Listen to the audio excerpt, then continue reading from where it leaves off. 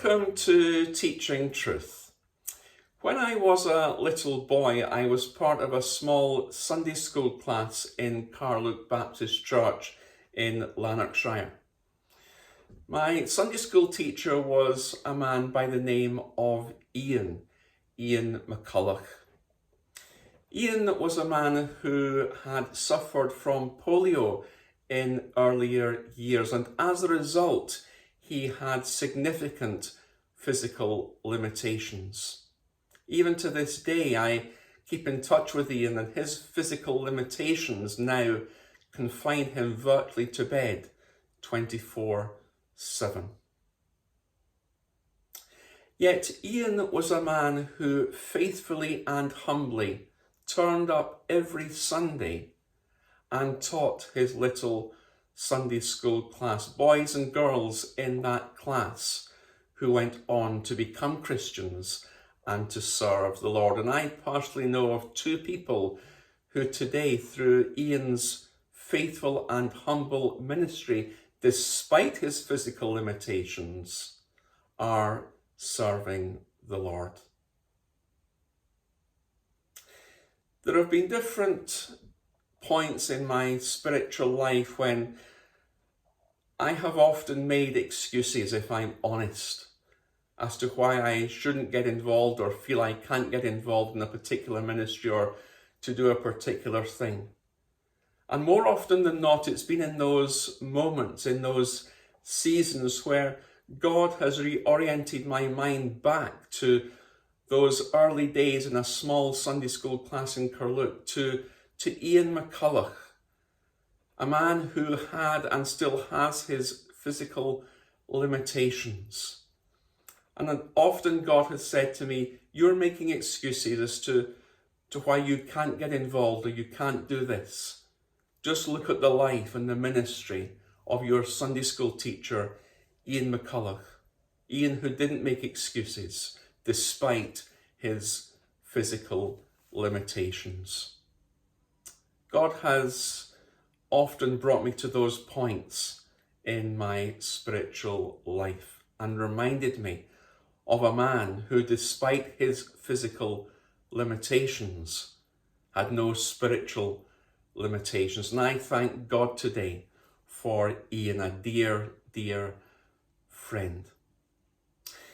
The reality is that in our spiritual life, as we sail along on the sea of life, we can often make excuses, a plethora, a catalogue of excuses as to why we simply cannot step out the boat and get involved in doing what Jesus is inviting us to do. It would have been interesting to have asked the 11 disciples in the boat that day what excuses they had for not being willing to get out of the boat. Andrew might well have said, well, it's too windy, I'm just going to stay here and put a blanket over me.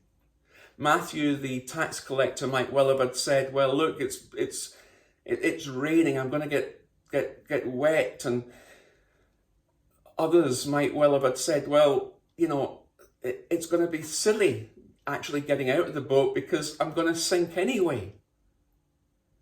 All excuses in one sense as to why they didn't get out of the boat. And we can make excuses today, can't we, about why we won't get out of the boats that we're in. Sometimes we can say, well, we're too busy. Heard that one many, many times.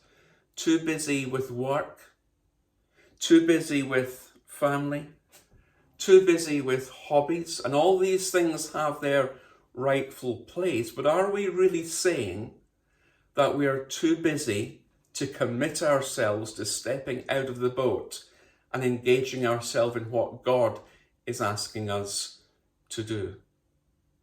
Does God's call come after, as it were, all these things, take, as it were, fourth or fifth priority? Or actually, are we willing not to make excuses, but to actually put our foot over the side of the boat and go for it. Only you and only I know the personal and individual excuses we can make sometimes. And perhaps God sometimes brings us back to those moments of challenge where we're actually made to think, you know what? We just need to step out.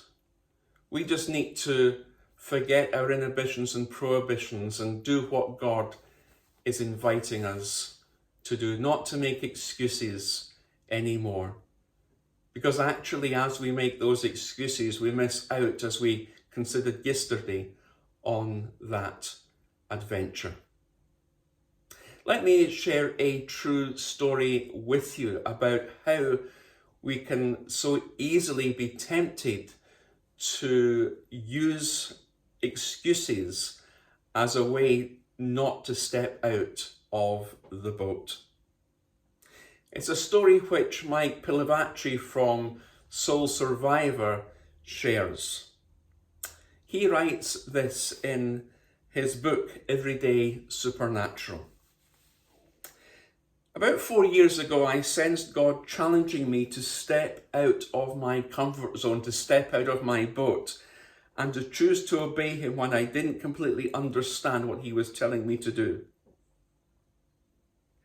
On one occasion at our Momentum event for 20s and 30s, I felt God speak to me during the worship. I was shocked at what came into my head. There is someone here who is having an affair with a pastor in their church. Mike writes that everything in me recoiled at that word. There is no way I am saying that, I said to myself.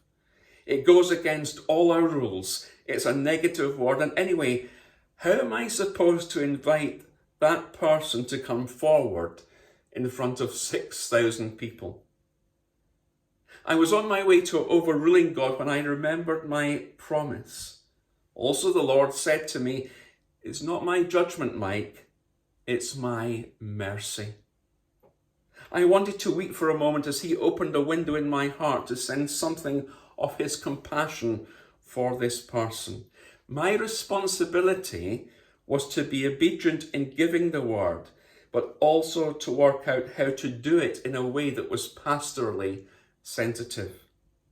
I gave the message and then said, if that's you, please come and see my friend Ali at any time during the meeting, or go to one of our counsellors tomorrow. We would love to pray for you that God would lead you and set you free.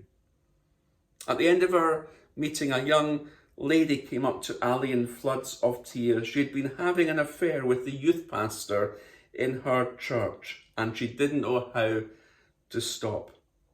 As she was driving to Momentum, she said to God, I'm so ashamed to tell anyone about this. Lord, if you want this relationship to end, you're going to have to tell someone on the stage about it, because I can't tell anyone.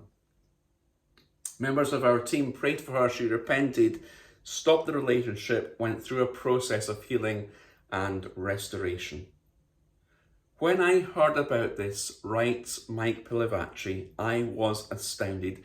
I came within an inch of not saying anything. If I had kept my mouth shut, she would have missed the blessing. God was at work, but it only happened as I got out of the boat, began to sink, cried out, Lord, help me, and had the joy of walking on the water, holding his hand. He came within an inch of not saying anything. And we can almost, as it were, come within an inch of not getting out of the boat and making excuses. How many people are suffering as a result of our unwillingness to get out of the boat? How many people are suffering spiritually as a result of our unwillingness to get out of the boat? Mike came within an inch of not saying anything. We could be within that inch of not stepping out of the boat and blessing other people and being blessed ourselves because we're making excuses.